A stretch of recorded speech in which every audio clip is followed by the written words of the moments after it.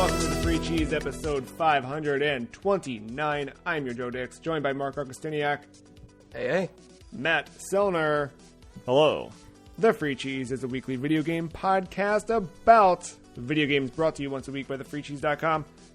Bringing October to a close this week with Luigi's Mansion. More on Luigi's Mansion later. First, I would like to know, based on the nature of Luigi's Mansion, Mark, what sidekick needs its own horror spin-off video game? Horror spin-off. Tingle. Oh, okay. What would the title be? You have a title for it, or what would the gameplay be? Ooh. No. We can think of one, though. I feel like they did have that DS game in Japan that was horrific just based on its nature. Yeah, that was like a weird top-down little slice-of-life thingy for him. Yeah. I guess it would be something with alliteration, right? Like maybe like Tingle's terrifying something. Tingle's Terror Time. I don't know. Yeah, but the gameplay is what I don't know what that should be. I think you do a Fatal Frame ripoff, but you're collecting rupees by taking pictures of ghosts or something like that. Could see that. Would you want the balloons to play a part? Like, should he move around kind of like Balloon Fight? That's perfect. Yes, it's a third-person balloon fight where you take pictures of ghosts to get dropping bombs. Yeah. Perfect. I can't think of a better video game. Matt, can you? What's a sidekick character that my needs first thought, Tails. Just had that son of a bitch in a bad situation. That yeah, and they have to invent things to get out. It's exactly, yeah. I have the first thing I thought of was just the title, Tails' Escape Room. Just whatever that entails, you have him escape. That or like the he really fights with the reality of like trying to stay in frame. Oh, that's terrible. Little brothers are dying everywhere right now. Yeah.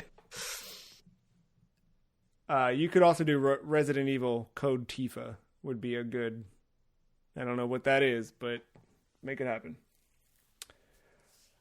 Just like Nintendo made Luigi's horror spin-off game happen in 2001. Luigi's Mansion, developed by Nintendo EAD, published by Nintendo, released for the Nintendo GameCube, first in North America on November 18th, 2001. The back of the box, quite succinct in comparison to some of these back of the boxes we've been reading. Luigi's won a mansion. The bad news is that it's crawling with ghosts, and Mario seems to be trapped inside. That's it. That's all you need. That is all you need. There's a handful of screenshots to kind of walk you through. You'll need to use the Poltergust 3000 to vacuum up ghosts and collect jewels and coins as they're hidden throughout the mansion. But I want to go back to the beginning of Luigi's Mansion. Mark, what was your first experience with Luigi's Mansion? Do you remember it?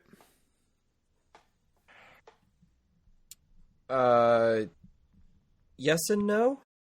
I know when the GameCube was first being advertised, I would see a lot of clips from it, not knowing really what it was. It was a launch title, I believe. I knew a lot of people had it in their house, and I always saw that box art no matter where I went. But never looked at it, never played it, never had an interest when it first came out. It just wasn't. I was only about like Super Smash Brothers at the time, and yeah, like just Luigi wasn't that important to me.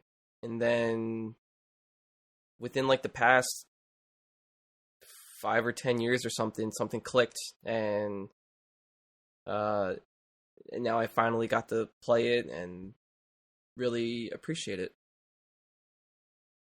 So much that I even have a replica Game Boy Horror. I love that. I'm surprised you did not jump into it way back then. Especially I don't know. I made a lot of bad choices back then. I get it. I mean, he's Luigi, right? He's the spin-off character. It's weird. It was a weird choice to have him lead his own game and launch the GameCube with it. Matt, how about you? Because of like... Oh, sorry. No, I was just saying, I guess because it wasn't like a 3D platformer, I just wasn't interested.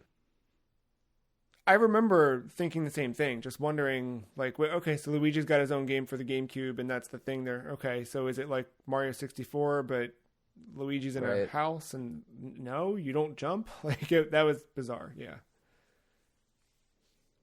Matt, what was your first experience with Luigi's Mansion? A couple weeks ago. Prior to this, had you seen it? Did you? Yeah, no. No, I never heard of it. Knew what it was, but never heard of it. Don't know the franchise. Who is Luigi? All those answers and more answered finally 3 weeks ago. No, no. This was like Mark said. I don't know if I'm funneling current times into times back then, but I feel like I remember everyone being pissed off that Luigi had a game instead of Mario on the GameCube. Mm-hmm. I feel like that were to happen today. Right. It would be the same thing. Maybe that's why.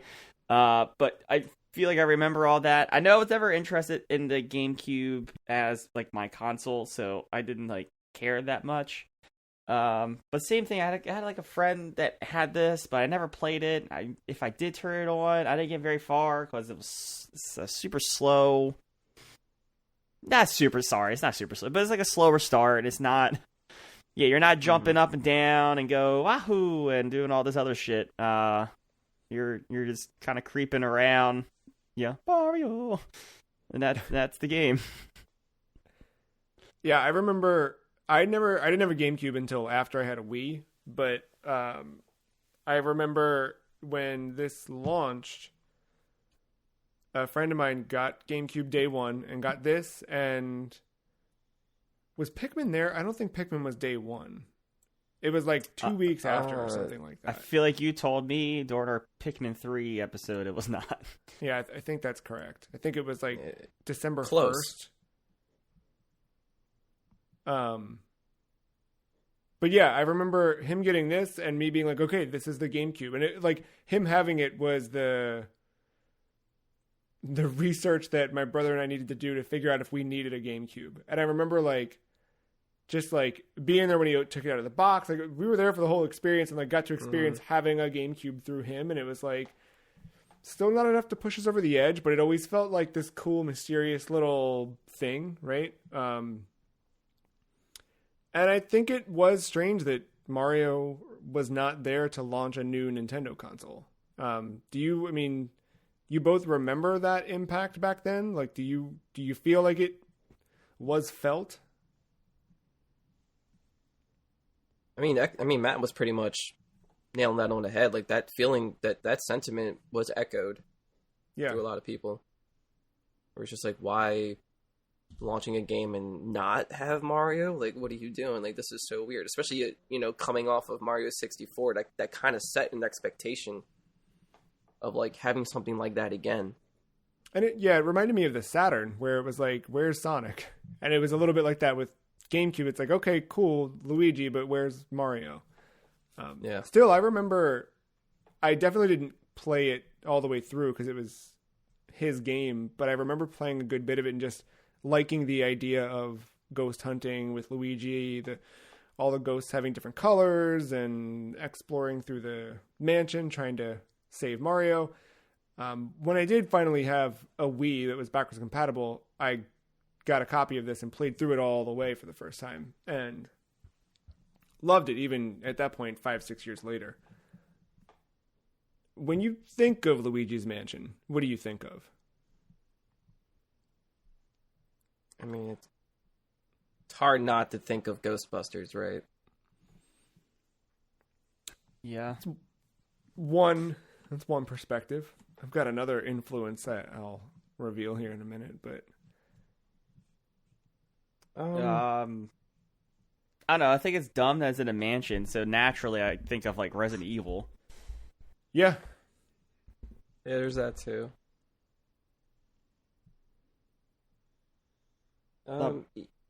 Before you get too far away, I'm going to roll back to Pikmin. Pikmin just had its 22nd birthday on October 26th, by the way. Is that the Japan release date? Oh, shit. I mean, it counts. Didn't know it was one of those. Same year, right? Yeah. Yeah, because Luigi's Mansion was like September in Japan and then November for us. And there's also the Scooby-Doo vibes. You know, like Luigi is basically Shaggy in a Mario costume. Yeah, yeah. Yeah, it's that, Mark, you've talked about it on the podcast before, I think on air, off air, I don't know, but that flavor of horror that's like not quite scary. It's definitely horror, but it's not scary. It's just in that theme, but it's like kid friendly, but still like setting the right tone and atmosphere. And yeah, I agree. Yeah. I feel like whenever I think of Luigi's Mansion, I think of that. I think of dark weather and winter and that intriguing unfamiliarity that sits ahead. But I also think of GameCube and Pikmin and holding the GameCube controller for the first time and like really how bizarre the GameCube controller was at the time, which I know is saying something after the Nintendo 64 controller, right? But we got used to that over the 5 years that we had that. And then you get this GameCube controller and it's like, wait, that stick in the middle is now on the left and there's, you know what I mean? That another was stick and and this the A button was big, the B button was small, the bean shape, all of that stuff. It was very weird. The Z button not being a trigger on the back, it's like off on the front. That I remember thinking but the how right Smash and Bros. left Was gonna work. But the right and left triggers are the biggest fucking triggers in the world. They're so good though, still today, man. They're weird. I mean, they're good. It's just weird going from Z trigger to like L and R being not a trigger, but let's give you two of the biggest triggers known to man on a controller. Yeah, these like gullies that you have to put your fingers into. Yeah, that's Luigi's Mansion to me. Nice. What games do you think influenced Luigi's Mansion? And this is not there's no correct answer. Ghostbusters have a game on PS2. But I don't know I didn't look into this. I didn't read into Iwata asks on this. I'm just curious what you think might have influenced Luigi's Mansion. I never played that educational game, but I wonder how much of Mario is missing played a part in something like that. I don't think that game was creepy necessarily, but kind of a similar premise that Mario is missing and Luigi has to go look for him. I could maybe see Pac-Man maybe playing a part. At least like the PlayStation ones, Pac-Man World or whatever. I mean, they're more platformers, but I'm just thinking like... I think 3D environments with ghosts. This is a Nintendo very much like a come up with a mechanic and then build a game around a mechanic kind of thing, just deal with the characters. I just feel like they had a physics engine and they like labbed like a physics engine, like a sucking mechanic or of something, and then just kind of put it all together, and it made no sense with Mario, and Kirby didn't make sense for Kirby, so they went with Luigi. I mean, it makes sense. You have a new mechanic. It's you're on a new system. You wanna. I don't know how you want to take there. a full risk on putting a major character. I mean, Luigi is major, but not as not the same as Mario. So it's like you want to have a more experimental thing, have a more experimental character to do it with. So if it does fail, is he even playable in a 3D Mario at that point either? At that point, no. Because first one is his first one Galaxy? I think 64 DS would have, That or I don't know when new Super Mario Brothers happens. But that's 2D. New Super was 2006, which that would have been 2 years. Yeah, Super Mario 64 would have predated that one. Yeah. Well, you could technically play as Luigi on 2D anything because the second player was always Luigi after you traded lives. Yeah. Yeah. And then you have like the Mario Party games where you could technically play as Luigi. Don't know what that is. Mario Kart. Mario Kart. Tennis. Yeah, sports games. We talked about it a few weeks ago, but I feel like Sweet Home was probably a heavy influence on Luigi's Mansion with the vacuum mechanic. Oh, yeah, you know what? We did say that. But no, Mark, you brought it up earlier. I think Resident Evil, or was it Matt? I forget which one of you said it already. Just Matt said minutes ago. But yeah, Resident Evil makes sense, right? The mansion. I do know part of the development, there was supposed to be there was a fully like 3D version of Luigi's Mansion back on GameCube. Do you remember this, or did you read about this at all? Like, are we talking when you say 3D, like eye popping out of the screen 3D? Yes. They were. Say yes. Nintendo has always been trying to do things with 3D. Prior to the 3DS, I mean, there was an actual release peripheral on the Famicom that did it, but there was supposed to be a stereoscopic 3D Luigi's Mansion feature. But because 3D TVs were not available at the time, Nintendo did not move forward with it. But I forget which trade show or one of those things, might have been Space World or something like that, but you can see the thing being shown off, or it was at least written about, which is kind of cool. Yeah, and I learned recently, speaking of that, at the Super Nintendo World Park in Universal, they've applied that 3DS like technology to their screens and TVs there when you're in some rooms, so things still pop out at you. That's cool. It pops out at you, much like the mansion popped out for Luigi. Just to briefly kind of overview the plot in the game. Luigi finds out he's won a mansion, but doesn't remember entering a contest to win anything at all. Mario and Luigi agree to go meet at the mansion that evening, and as Luigi arrives, working his way through this dark forest, the mansion looks much scarier than what he anticipated. Can't find Mario at all, but he wanders into the house alone, and then events play out. It's kind of where the player gains control of Luigi. You meet Professor Elvin Gadd, or EGAD for short. He provides Luigi with the Poltergust 3000 vacuum cleaner and the Game Boy Horror communication device. So basically, as you're moving your way through the mansion, EGAD can call you on the Game Boy Horror, and you use the Poltergust to suck up ghosts.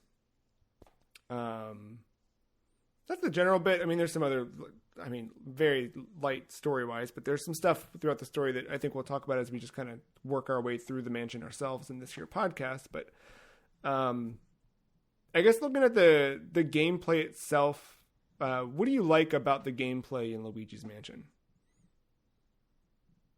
A dedicated Mario button. Thank you for getting us to the important stuff. That is the best thing. And the fact they have several voice recordings for Luigi to cycle through as you stop that button. Isn't it A? I thought it was B. Or is it B? My heart says B, but this time I played on 3DS, so I don't have the familiarity at this time with the GameCube. Maybe I can find controls. Thought it was B because it was just tiny and red.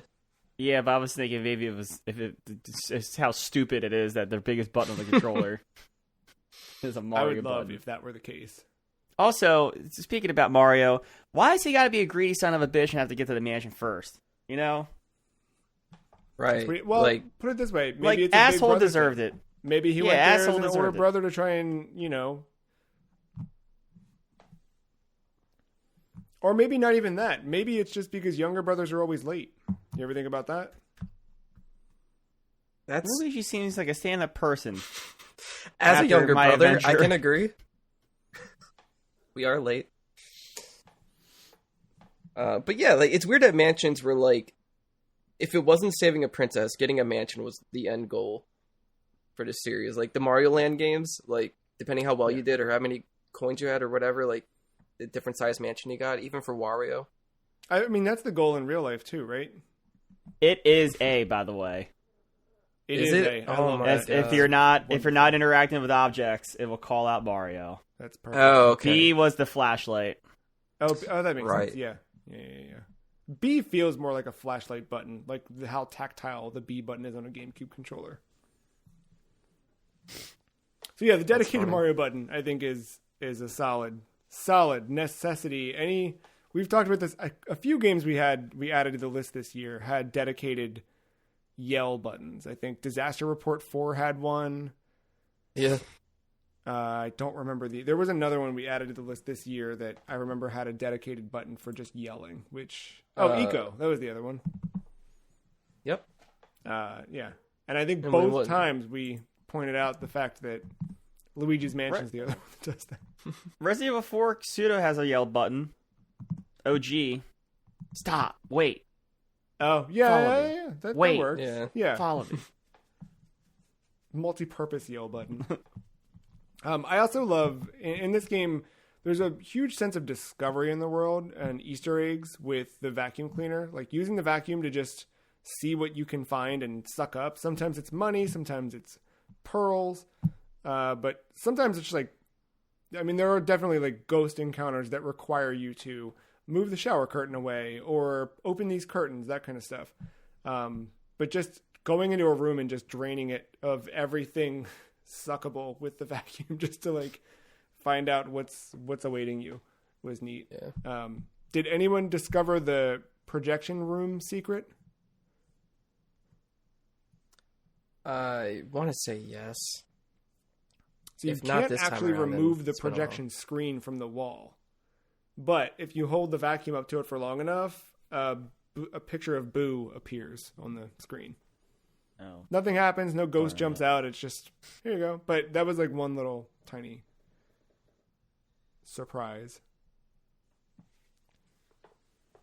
I like, not necessarily related, but I liked how the game is set at one angle the entire time, but like there are objects and mirrors and stuff that use what would be the foreground wall. Yeah. I thought that was really creative in those rooms that utilize. There's not many of that. There's not many times that happens, but when they did, it was creative.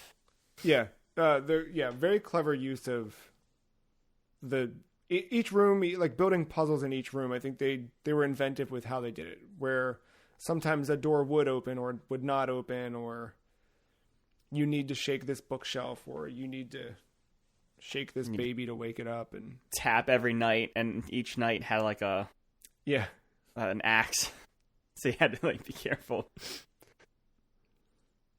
Is there anything you think that? Well, I guess let me ask this. I know that this is not necessarily about this game in particular, but have you both played the sequels to this game?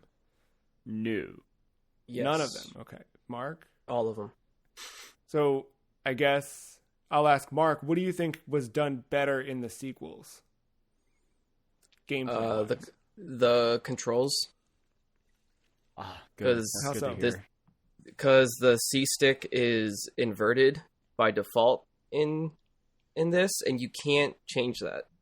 There's no option to fix that. You were just stuck with that, and it was hard to bend my brain to get used to that. I have a personal gripe about just the GameCube and the C stick in general. I hate when the C stick is used as a right analog stick because it's not an analog stick. I wish they didn't. And it pains me even more than Nintendo made that decision, because Nintendo's usually so good with how they do their controllers, or their controls on their unique, dumb controllers. Right. It's just, and it was just them throwing it over to the wall and see what was sticking with the first game, right? So, like, there was only room for improvement with all the controls, with how you can like lock into place and strafe, and the flashlight is always on, but now it has like a strobe effect that can make the, stun the ghost, so it gives you a little more time, and you don't necessarily have to worry about they just make it easier to acquire the ghost. It's less of a challenge, and just like navigating is better in the later ones too. Matt, was there anything you felt like you wanted to see improved upon in a sequel, or? The controls for sure. The map was very confusing, and I had to read what was going on there. And I realized like they were dedicating like the colors to like an area that was like part of that like chapter or level or whatever. I thought it was trying to tell me something like, this room's complete. This room may still have a boo in it.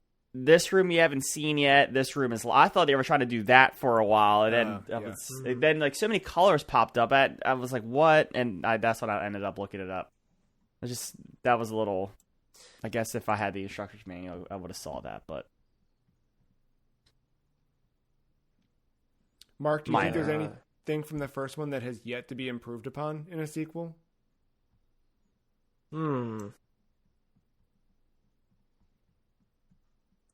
I think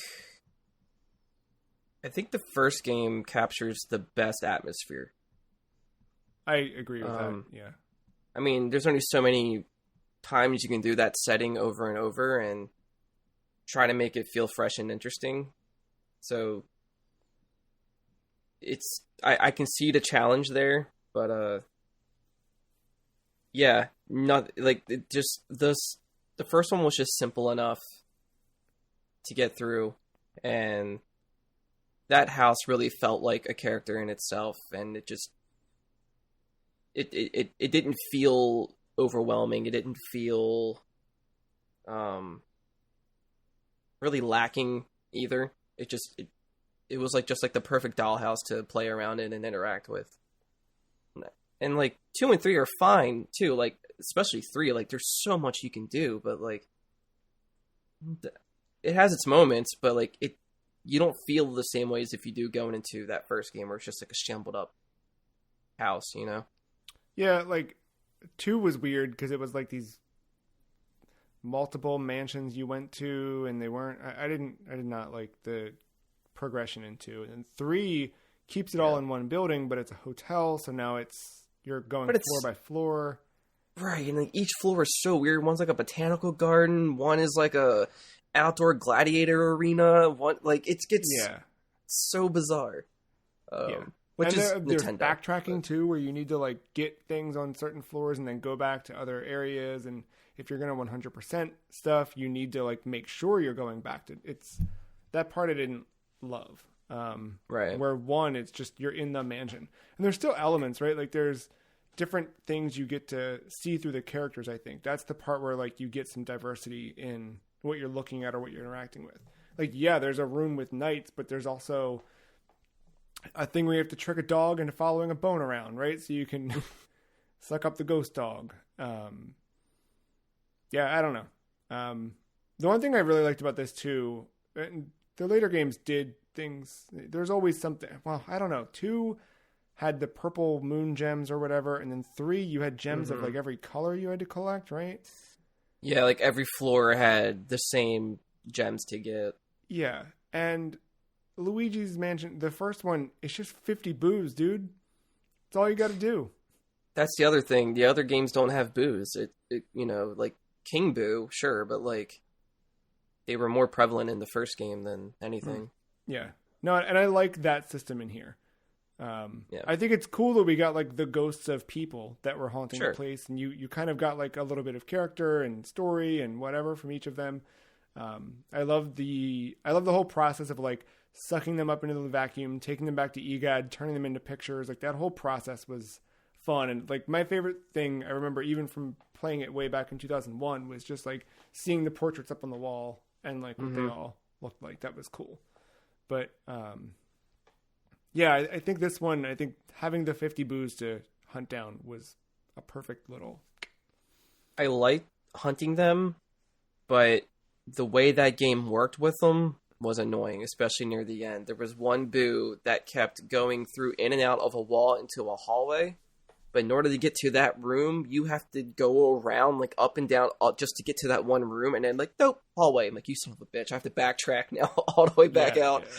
Terrible. It was, or they would go between floors so easily, like, and that part sucked so much. They made it easier in the later games when Ghost would do that.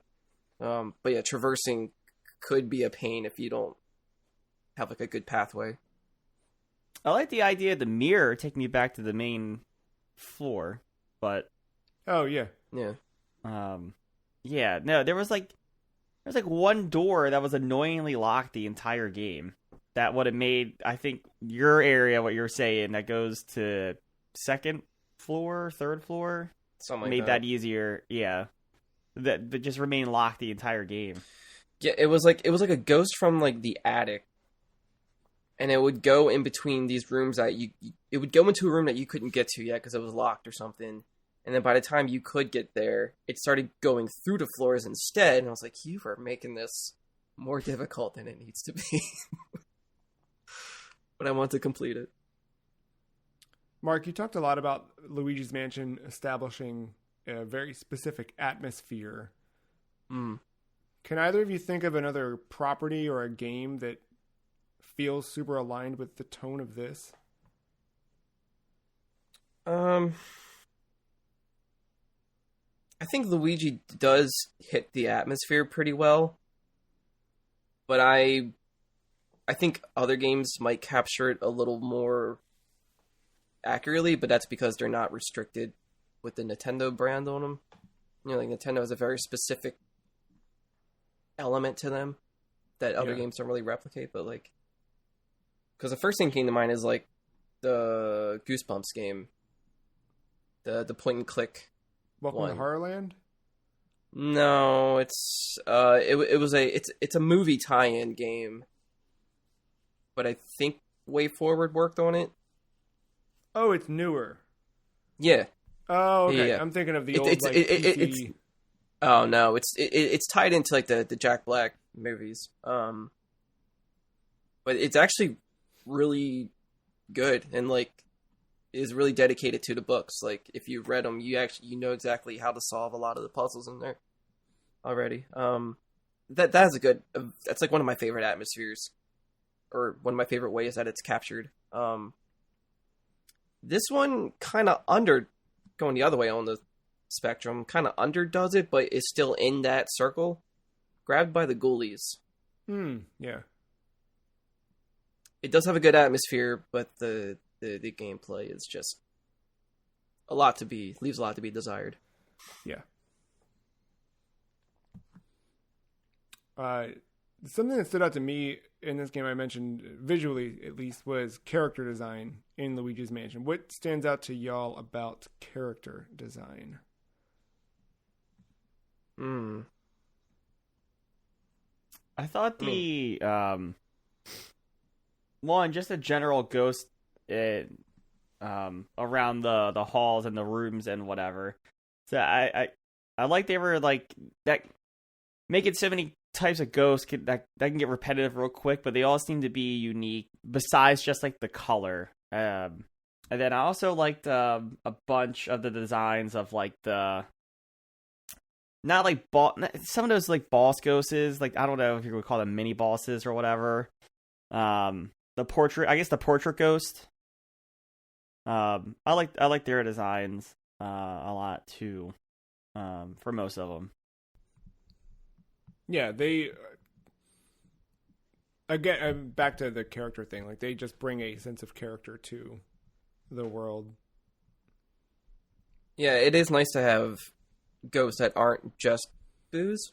Like, I don't hate boos, but yeah, but if this were all boos, this would not be the same game.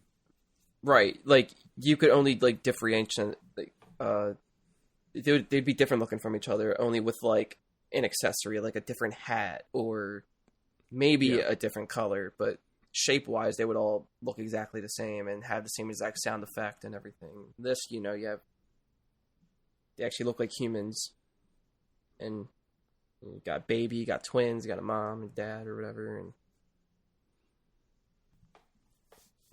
And we talked a little bit about the Game Boy Horror being one of the devices that Luigi's granted. I guess let's talk a bit about kind of what its purpose is and how it integrates into the gameplay specifically. So it acts as it's always reading and showing how much money you have on hand, what you've collected. But it also will ring when EGAD needs to call Luigi. Usually he's calling him to make him return back to the lab, but he'll also sometimes call him to warn him or give him a tip or something like that. It's the in-game map. By accessing the Game Boy Horror, you can pull up the map through it and look at which rooms you visited, which doors are open, which are locked, etc. The horror will keep track of the doors that keys you pick up will unlock. Once you start uncovering booze, the horror has a new light that pops up with a little beeper sound. If you enter a room with a boo, the blue light becomes yellow to let you know you're in the room with a boo. And if you get close to it, it will turn red and beep and all of that to let you know you are right on top of it. You just need to scare it out to draw its attention. But the GB Horror, the Game Boy Horror, it's something that kind of, in each Luigi's Mansion game, there's a different kind of iteration of that. I think the second one, it was the Nintendo, was it Dual Scream? I might be wrong about that. It's definitely like a pun with something like that. Yeah. I remember in 3 it was a Virtual Boy. Virtual Boo. Yes. But yeah. Yeah. It's always like some kind of handheld-esque thing. Not that Virtual Boy was handheld, but... Well, that's because Zelda has claim over the consoles now.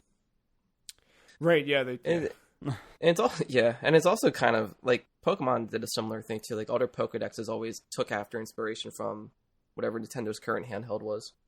Yeah. But I don't know. I think the addition of the Game Boy Horror, it's subtle. It's just a way to like have the character interact with something that you're interacting with. But I love just that.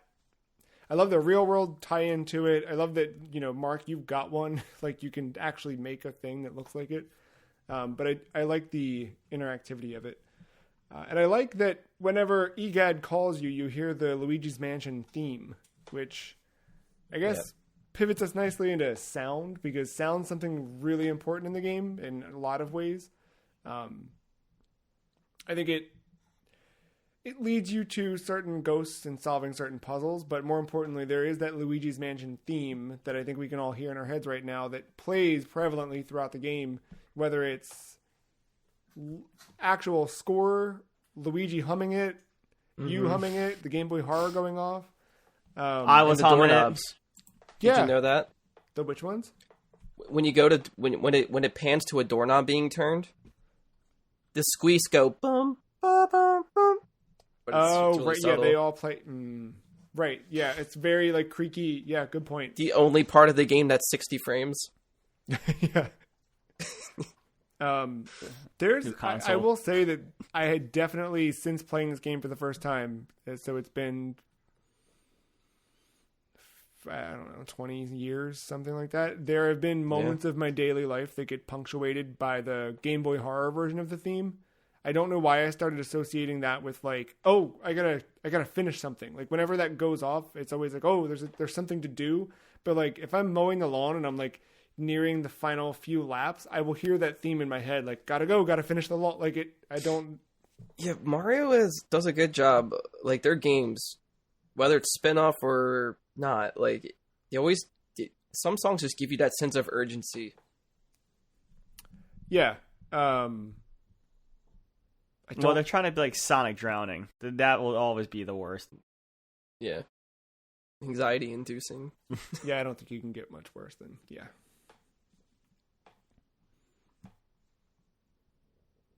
Is there anything else that stands out about sound in Luigi's Mansion to you? I know we talked about the dedicated call button, but that is definitely a... Nah, I was definitely humming that theme though. Yeah, always. Yeah, and just like how like kind of like like the outside would affect the house too. Whenever like lightning was flashing through, and sometimes you would see things you had like you weren't sure about. You had to do like a double take or something, or just like the way the house would just play tricks and stuff. Yeah, that's a good point. Doors falling on you. Yeah. Yeah. Or slamming you against a wall. I guess, what is, to you, how would you describe, or what's your personal legacy with Luigi's Mansion? Personal legacy? Or what do you view Luigi's Mansion's legacy as? How do you view it? I mean, I kind of view it as like a spin-off on the, just like all the other spin-off the Mario and Luigi franchise has. No, it's different enough. It stands out. That's its own thing. But I don't, like anything Mario, Luigi, I always just kind of consider it all part of the same kind of group. Yeah, like it definitely shines Luigi's personality more now, where like that's kind of become his identity. Mm-hmm. Like more so, like the games just became like it went from like a spin-off game to being like, this is Luigi at his core. Yeah. You may not feel that in the 2D platformer games because he's comfortable. He's in a setting that he feels safe in, so he can run and jump and flip and whatever. But when he's by himself, you see him at his most vulnerable, and it's nice to have a character show that side so much that it becomes a part of him. Even in the Paper Mario games, it's kind of hinted at. Like, he keeps a diary, and like he shows like how insecure he is a lot of the time, and it's nice to have a character like that represented, even though they're like one of the protagonists, but obviously has his flaws, and it's nice to have a character with those sorts of struggles. So I appreciate it in that aspect.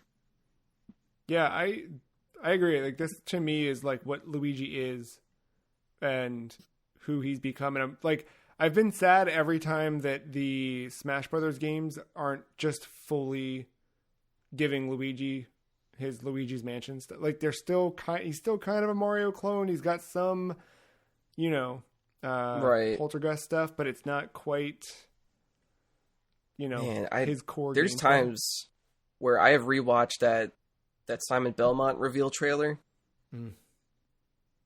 Like, I want Luigi's Mansion to reach that where he goes to like Dracula's castle basically, and that'd be great. Deals with that like stuff. It should be the like Scooby-Doo team up of the Nintendo franchises. Like, have him go and do Luigi meets Dracula. Deal with, like do more than ghosts. Like have like creatures that he has to deal with now. Yeah. I remember also, I think it was Mario Kart on DS had the Poltergeist as one of the carts that what's his face? That Luigi, he had like the... yes. Yeah. Yeah. Yeah, and then the other thing I think about when I think about the legacy of Luigi's Mansion is I do wish that more of the games were smaller like this one. Because this is a relatively short experience. I think like 6 to 8 hours. Like, I think that's perfect little run if you're 100%ing it, and yeah. Yeah, I think I was probably around there. I did not beat it. I got to the last boss fight. I was getting frustrated and stopped playing. But yeah. Yeah, it can be a little much. Did you like the game overall, Matt? Yeah. minor problems, but nothing that overshadows how good it is. Mark, how about you? I do like it. I could see, if you're trying to do it in one sitting, I could see some of it maybe starting to get a little tiresome, just like the constant backtracking, dealing with the same old things here and there, like, oh, here comes it goes from the ceiling, oh, here comes these rats across the way, oh, here comes this, and then you have to just keep doing it. And I did mark repetitiveness, but that's more, I think it's more because of the booze. Like, the formula doesn't really change after you kind of unleash the booze. I mean, you're going after Portrait Ghost, you're getting booze. I saw that counter going up so slow, and I was very concerned, but then that one boss fight has 20 of them, so... Yeah. That was a frustrating boss fight for me, by the way, but we're not going to get into that.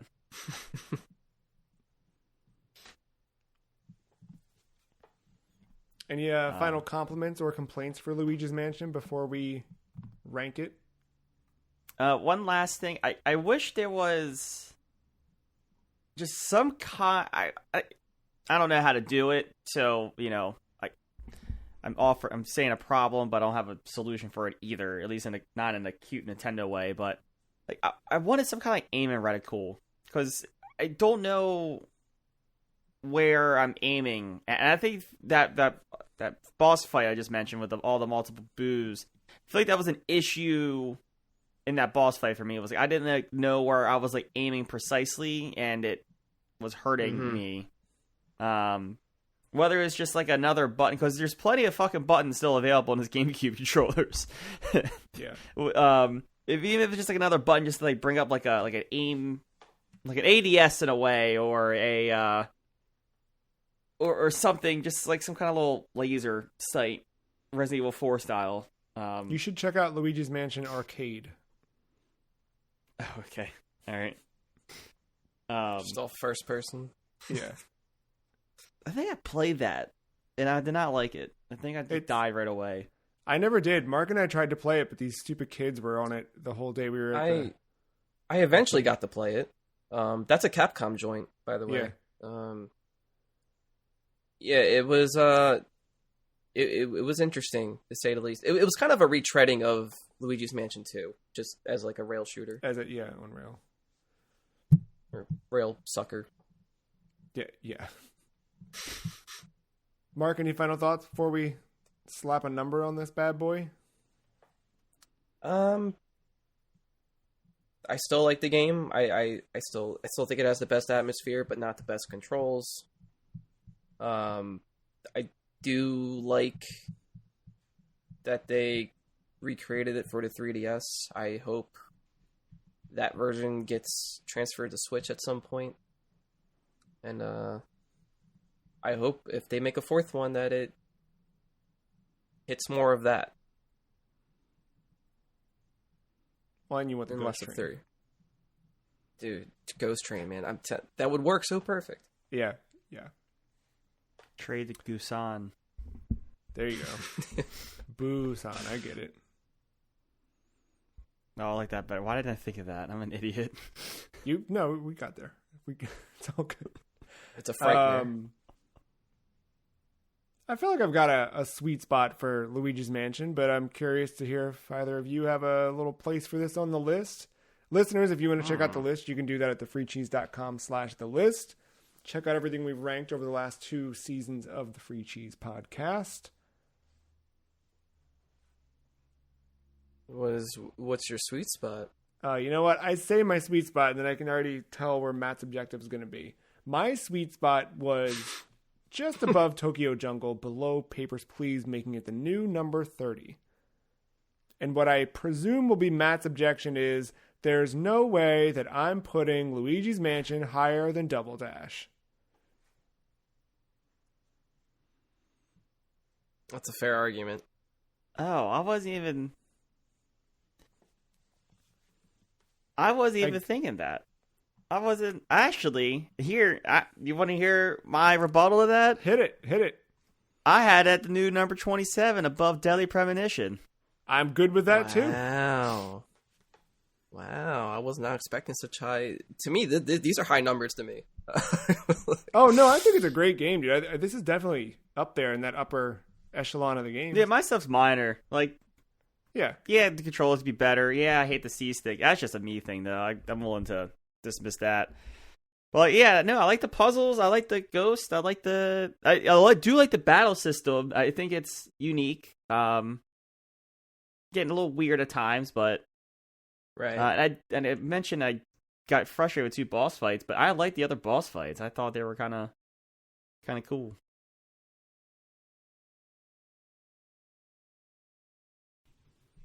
I'm good with it as the new 27. Mark? I'm having a moment with 999 at the moment. That's fine. But you know what? It is 9 hours, 9 persons, 9 doors is not a 9-hour game. It is quite longer than that. Well, Joe, what was your original spot? Weren't you right? You said above Tokyo Jungle, right? Yeah, 30? I put it above Tokyo Jungle, but honestly, like I do like this over Deadly Premonition. I do like it over. No, I mean that was the only thing that I was staring at. That made me take a second guess, but I'm okay with putting it up there. Like, I didn't initially see it above Papers, Please, but then I do see it above Deadly Premonition. It's one of those situations, so like if it's for me, if it's the GameCube version, I would probably have it where you were wanting it originally, but I think to include a 3DS version, that one shouldn't be ignored. I do think that does a lot of improvements. It does update the controls. It fixes a lot of the problems. And you can have Luigi as a second player in that. So Luigi was still around with some bullshit reason. Version existed. I just saw a voice. Yeah. Assume GameCube. Yeah, so I think that one fixes a lot of the issues that we might have had. So I think because of that, I feel like that should be acknowledged in this. But yeah, I'm fine with being at 27. Well, then we can lock it in. Congratulations to Luigi's Mansion. Lose goo. Who goes her? Yeah, hopefully there's a 4th one soon. I'd like to see that. Is that what you guys want? A train for the 4th one?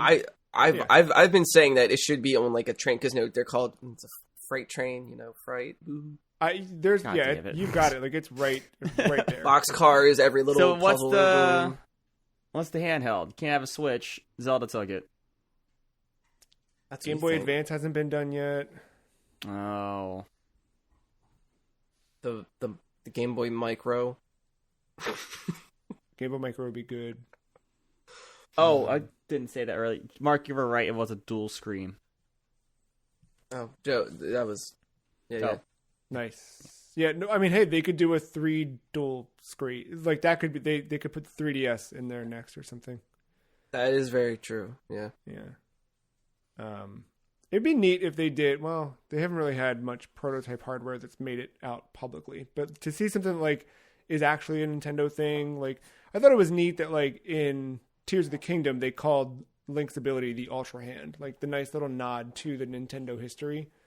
If they did something like that with Luigi's Mansion 4, they should bring the vitality sensor back. Make it the I don't know what to call it, but yeah, well, they can think of a scary pun for that, and yeah, it's called the Frightality sensor. Why? Sensor? Why? Oh, there you go. Perfect. The fatality sensor. No, I think